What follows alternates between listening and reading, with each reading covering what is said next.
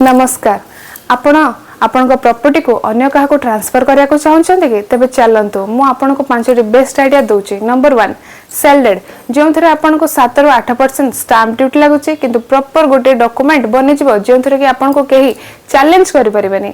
Number 2 gifted जदि आपन को फैमिली मेंबर को गिफ्ट देवा को पड़ुची तेबे बेसी खर्चर आवश्यकता पड़िबनी एवं किछि ब्लड रिलेटिव लोकन पई तो ये तो टोटल फ्री रे ही हेथाय। नंबर 3 विल एग्रीमेंट जो थे किसी खर्च हेब ना किंतु आपण मृत्यु पर ही प्रॉपर्टी ट्रांसफर करिहेबो। नंबर 4 पावर ऑफ ऑटोनॉमी जो थे ओनली 500 खर्च हेबो ट्रांसफर हे जाई परिबो। नंबर 5 सेटलमेंट डेड जो थे आपण बिना स्टाम्प ड्यूटी रे पूरा घरर पार्टीशन करि परिबे। एभली कम स्टाम्प खर्च रे आपण प्रॉपर्टी ट्रांसफर मध्य करि परिबे। अन्य माननकु जल्दी जल्दी शेयर करंतु एवं आम चैनल को सब्सक्राइब करने भूलंतु।